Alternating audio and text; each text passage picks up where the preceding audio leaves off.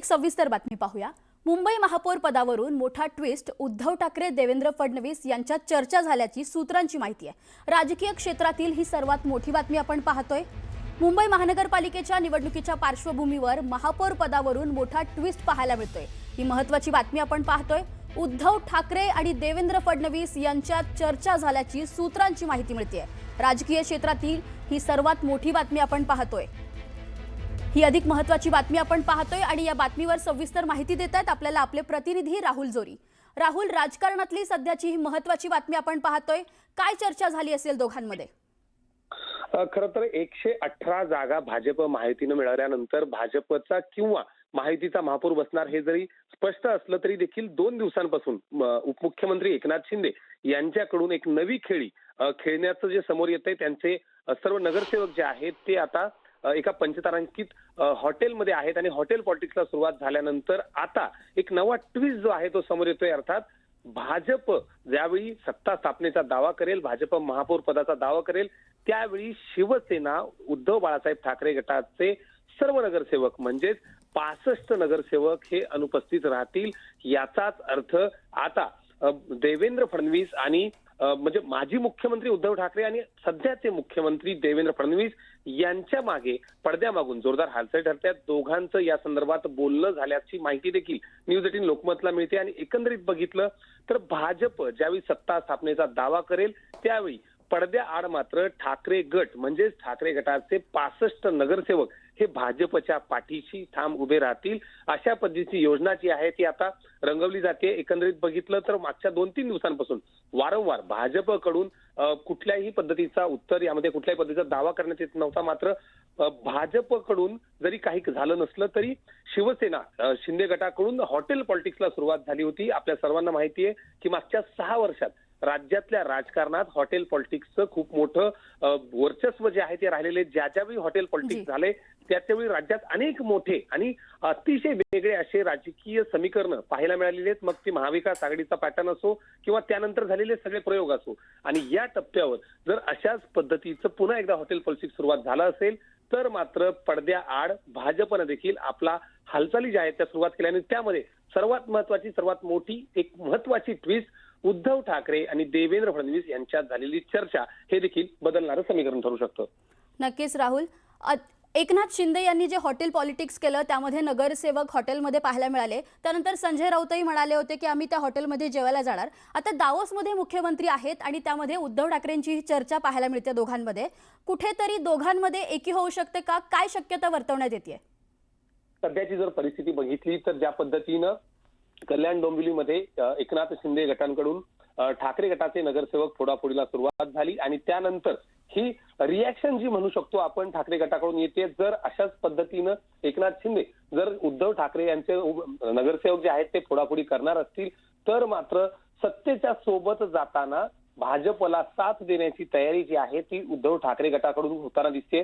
एकंदरीत बघितलं तर मागच्या 3 दिवसांपासून एवढं मोठं चित्र स्पष्ट असताना देखील जर महापौर पदाचा निर्णय होत नसेल किंवा त्याबद्दलची एकत्रितरित्या चर्चा होत नसेल तर मात्र काही ना काही गडबड आहे अशी शक्यता भाजपकडून वर्तवली गेली आणि त्यानंतरच ज्याला आपण डॅमेज कंट्रोल म्हणू शकतो किंवा येत्या काळात जर काही बदल असतील, काही आर्थिक किंवा समीकरणं जर बदलायची असतील तर मात्र त्याचा योग्य वेळीच विचार केला पाहिजे। आणि त्यामुळं सगळ्यात मोठा मुद्दा हाच आहे की उद्धव ठाकरे आणि फडणवीस जर एकमेकांची चर्चा करत असतील आणि जर भाजपच्या पाठीशी ठाकरे गट उभा राहण्याची तयारी दर्शवत असेल तर मात्र येत्या काळातलं समीकरण निश्चितच बदलू शकतं आणि राज्याच्या राजकारणात नवीन प्रयोग हे आता नवीन राहिलेले नाहीयेत। त्यामुळं या बाबतीत देखील काहीही होऊ शकतं।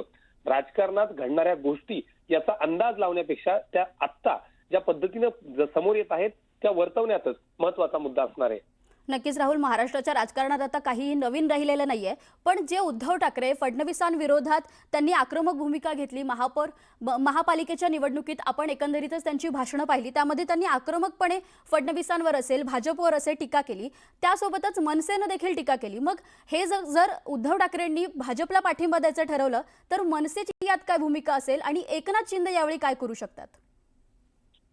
खरं बघितलं तर आता निवडणुका होऊन गेलेल्या आहेत। आता सत्ता स्थापनेची जेव्हा वेळ असेल, आतापर्यंतची अगदी मागच्या 5-6 वर्षातली जरी उदाहरणं बघितली, जर सत्तेसोबत जाणारा प्रत्येक जण आपला असंच सूत्र हे महाराष्ट्राच्या राजकारणात राहिले। मग ते एकमेकांवर टीका करणारे अजित पवार, देवेंद्र फडणवीस असतील किंवा एकनाथ शिंदे असतील, जी. तिघही एका वेळी एकत्र आले.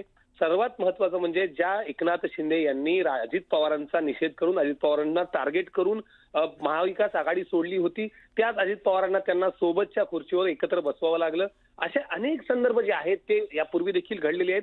राज्याच्या राजकारणात घडलेल्या गोष्टी महापालिकेत घडणार नाहीत असं म्हणणं चुकीचं ठरेल आणि त्यामुळं जी. जर काही पडद्यामागे घडत असेल तर त्याला फक्त आणि फक्त सत्तेची कोर असेल, सत्तेची किनार असेल, सत्तेत बसण्यासाठी कोण कोणासोबत कसं आणि कुठं जुळवून घेईल याचा कोणताही अंदाज सध्या तरी बांधता येत नाहीये.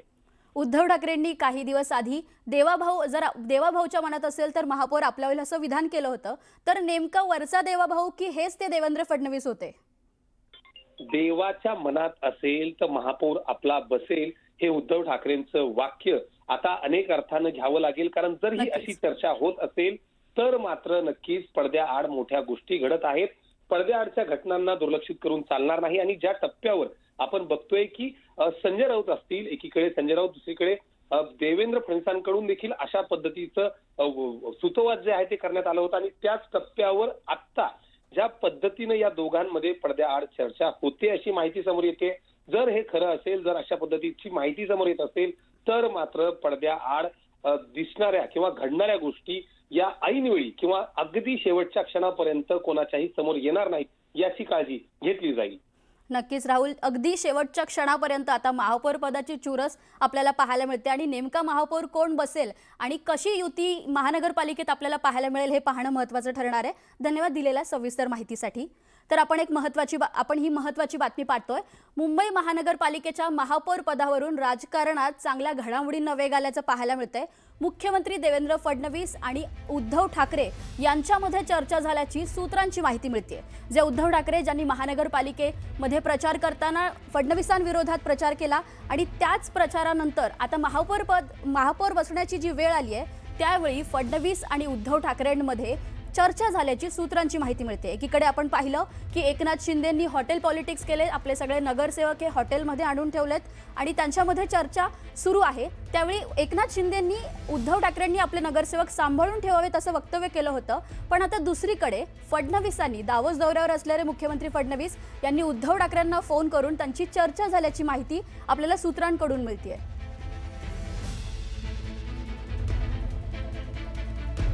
ही महत्त्वाची बातमी आपण पाहतोय. मुंबई महापौर पदावरून घडामोडींना चांगलाच वेग आलेला आहे. महाराष्ट्राच्या राजकारणातली ही महत्त्वाची बातमी म्हणावी लागेल. उद्धव ठाकरे आणि फडणवीसांमध्ये चर्चा झाल्याची सूत्रांची माहिती मिळते. महापौर पदावरून मोठा ट्विस्ट आता आपल्याला राज्याच्या राजकारणात पाहायला मिळत आहे. मुंबई महानगरपालिका 29 महानगरपालिकांच्या निवडणुका झाल्या, त्यामध्ये निकाल लागला आणि त्यामध्ये सगळ्यांचं लक्ष होतं BMC मध्ये आणि BMCचा महापौर कोण बसेल यावर लक्ष होतं. आता या